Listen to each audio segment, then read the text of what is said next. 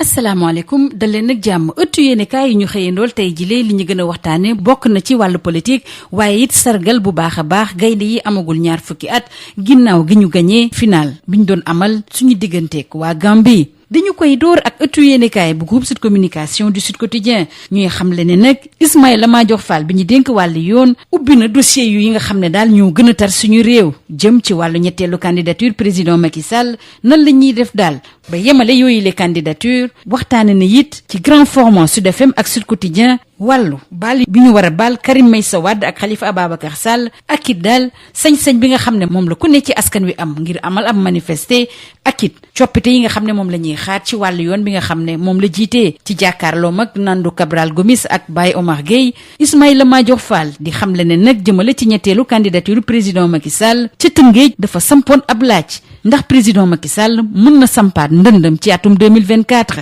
bu dee wàllu yoon ci loolu le mënu ci àddu waaye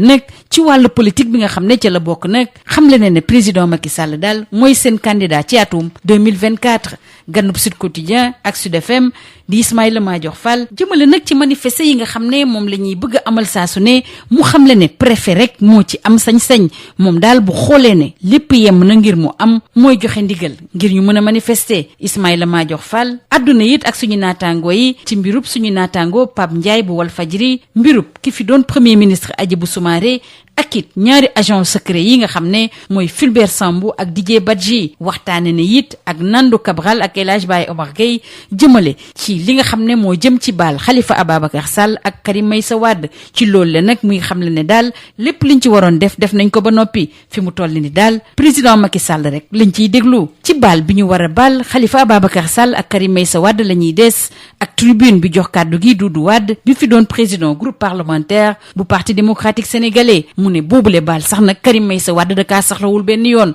moom kay li ko ñor mooy ñu amalaat beneen atte jëmale ci moom Doudou Wade bi nga xam ne moo doon ganub waa Sen TV di xamle ne Macky Sall daal ci atum 2019 ba tey moom daal mooy ut ay yoon ngir waxtaan ak ñun Doudou Wade di dénk suñu naataangoo bi ne ñoom daal li leen soxal mooy waajal bu baax a baax élection tabu président ci atum 2024 ñeneen ñu nekk ci wàccaay bu mooy kujje gi ñuy waajal manifester yi ñu fas yéene amal ci fukki fan ak ñeent ak fukki fan ak juróom ci weeru mars bi ñu ne réew mi quotidien ci loolu le di ñu xamle ne nag waa APR mbir mi tiital na leen lool ñu xamle jaarale ko ci ab communiqué bu secrétariat exécutif am nii ku jigi daal dañoo dogu ngir yóbbu suñu réew ci guuta ci loolu le la ñuy des ak le quotidien bi ñuy xamal ne APR nag fas yéenewul banque ay loxom moom it mi ngi waaj bu baax a baax ngir dëkku manifestation yi nga xam ne moom la waa Yewwi Askan Wi fas yéene amal moo tax it mi ngi soññ ay militangam daal ñu jug taxaw ci élection présidentielle bu atum 2024 la ñuy des ak waa APR rawatina njiitu réew mi di président Macky Sall xalif général famille omarienne di Thierno Madani Tall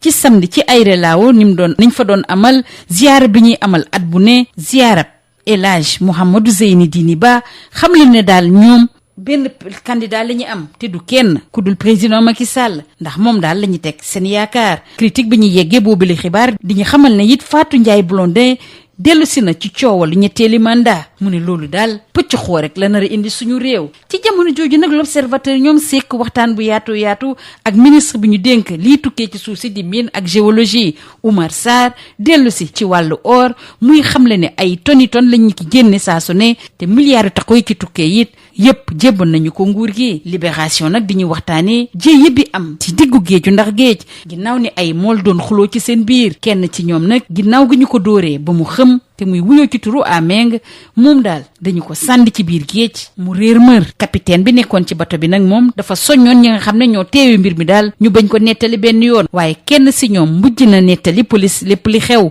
ci mujjanteel ga i Njaay di capitaine boobu légal teg nañu ko loxo néewub Ameng it génne nañ ko si géej gi démb l'observateur ak le quotidien di ñu waxtaane wàllu ziyaara général bi nga xam ne moom lañ doon amal démb ci Tiwaawan dellu si nag ci wóoteeb xalif général kullu Tijaan di Sëriñ Babacar Sy Mansour jëmale ci wàllu jàmm ci jamono jooju ci jeexitalu daaka bi ñu doon amal ci Médina Gounass ministre bi ñu dénk wàllu biir réew mi di Antoine Félix Diome moom it sàkku ay ñaan ngir jàmm ak déggoo sax suñu réew bi nga xam ne nag ab joloore lu am solo la ay gayndeem yu ndaw yi amagul ñaar fukki at amal ci dibeer ci gaawu bi ñu génn fële ci Caire ginnaaw gi ñu dóoree waa Gambie ci 2-0 ci final bi ñu doon amal ñëw ak ci l'Afrique bu ñu sukkandikoo ci Sud Quotidien ni mel it la waa Soleil gisee ndax ñu ngi xamle ne gaynde yu ndaw yi ñoo dóor jiitu Gambie yi ci loolu la nag dañoo topp rek tànk ñi nga xam ne ñoo leen mag ci wàllu football. Soleil di ñu fàttali ne nag Sénégal juróomi jaloore la jot a def ndax ñoo gañe CAN bi gañe CHAN bi gañe Coupe d'Afrique bu football bi ñuy amal ci tefes bi Coupe d'Afrique ñi nga xam ne dañoo am ay jafe-jafe ci wàllu dégg-dégg ak ci wàllu wax ak it gaawu gi Coupe d'Afrique ñi amagul ñaar fukki at. suñu naataango yi dellu si nag ci jaar-jaar gu am solo bi nga xam ne moom la gaynde yi ndaw yi amal foofu la ci Caire amal nañu juróom benni match dugal ci fukki but ak ñeent du benn but boo xam ne nag dugal nañ ko ci camp wu Sénégal mën nañu ne daal gaynde yi ndaw yi bépp raaye bu amoon foofu la ci Caire ñoo ko gàddu.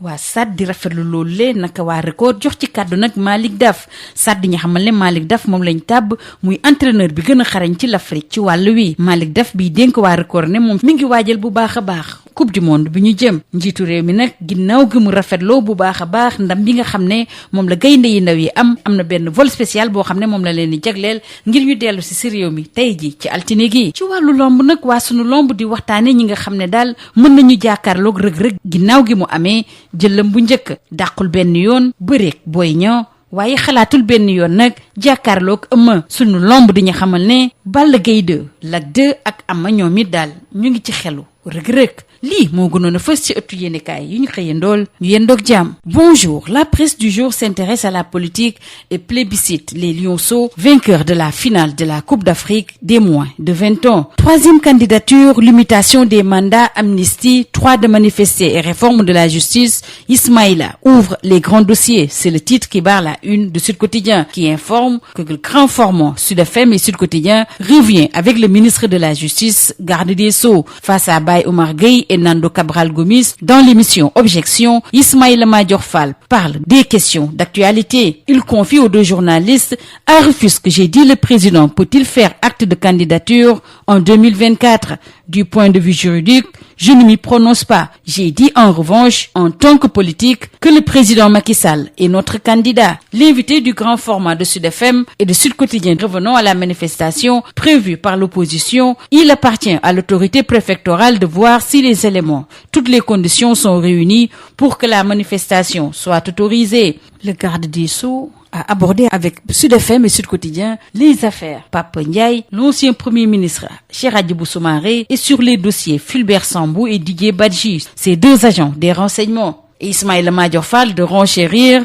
nous avons terminé le travail sur le projet de loi d'amnistie. Il appartient maintenant au président de la République de prendre sa décision. Restons avec le projet de loi d'amnistie de Khalifa Ababacar Sall et de Karim Meïssa Wade avec Tribune qui informe que Doudou Wade, ancien président du groupe parlementaire du PDS, fait savoir que Karim Wade rejette l'amnistie et exige la révision de son procès. Invité par nos confrères de la Sen TV, Doudou Wade d'affirmer que c'est Macky Sall qui cherche des ouvertures et que Karim Meïssa Wade est dans la même situation que Khalifa Sall en 2019. L'ancien président du groupe parlementaire du Parti démocratique sénégalais confié aux confrères: nous sommes activement dans la préparation de l'élection de 2024. L'opposition prépare activement ces manifestations prévues les 14 et 15 courants, ce qui pousse Rewmi Quotidien d'afficher à sa une: l'APR craint une insurrection planifiée. Les mots sont forts d'après le confrère. En effet, l'Alliance pour la République, qui a commenté l'actualité politique en perspective de ces 72 prochaines heures,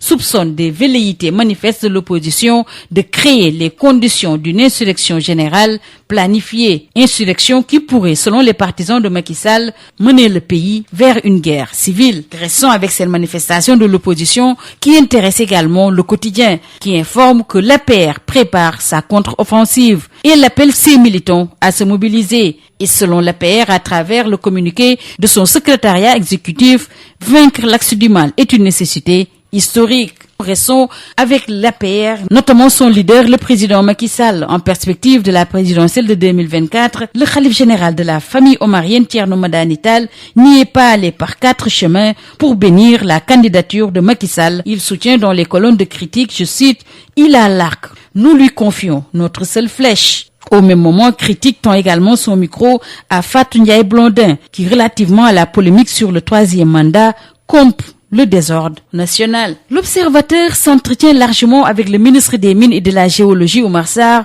qui explose les mines. D'après lui, les tonnes d'or extraites et les milliards sont rapportés à l'État. Libération nous relate cette altercation mortelle entre pêcheurs survenue en pleine mer, notamment au large de Saint-Louis. Assommé par un violent coup de pied reçu au niveau du cou, Ameng a été projeté hors de la pirogue avant d'être emporté par les eaux. Le capitaine de la pirogue est mis en cause, avait imposé le silence au reste du saumon. L'un d'eux a tout raconté à la police. Le capitaine Indiaye a été arrêté et le corps sans vie d'Ameng a été repêché hier. La ziara générale tenue hier à Tivaouane ainsi que le Dakar de Médina Gounass intéresse l'Observateur et le Quotidien qui reviennent en détail sur l'appel du khalife général des Tidjanes à la paix, alors qu'à Médina Gounass, Antoine Félix Abdoulaye Diome lance un message de paix et de concorde. Passons à présent à l'autre sujet qui intéresse la presse du jour, notamment la finale CAN U20, avec le Sénégal qui a battu la Gambie sur le score de 2-0. Les Lionceaux sont au sommet de l'Afrique d'après Sud Quotidien et le Sénégal est encore monté sur le toit de l'Afrique. Affirmatif semble dire le Soleil qui relève un quintuplé historique. Les Lionceaux qui ont battu samedi les Scorpions de la Gambie par 2-0 ont suivi les pas de leurs aînés. Le Sénégal, rappelle le Soleil, a remporté la CAN, le CHAN, la CAN du beach soccer, la CAN des malentendants et dernièrement samedi la CAN U20. C'est un parcours exceptionnel des Lionceaux avec 6 matchs joués, 14 buts marqués, 0 but encaissé et 3 titres individuels. Au sommet des pyramides et de l'Afrique, se félicite Stade le Quotidien du sport. Les Lionceaux ont presque tout raflé au Caire avec 4 d'entre eux dans l'équipe type. Leur entraîneur Malik Daf a été désigné comme meilleur de l'Afrique et il confie à Record, je cite, « Je suis déjà focus sur le mondial ». Au même moment, le Soleil d'informer que le président Macky Sall a affrété un vol spécial et déclare suite à cette victoire des Lionceaux, c'est inédit dans les annales. On lutte. Sunu Lamb s'intéresse aux potentiels adversaires de Reug Reug après sa première défaite. Reug Reug n'exclut pas Boy Niang, mais écarte tout simplement Eumeu Sène. Sunu Lamb de signaler par ailleurs que Balla Gaye 2, Lac 2 et Ama sont également ciblés par Reug Reug. C'est tout. À vos journaux et très bonne lecture.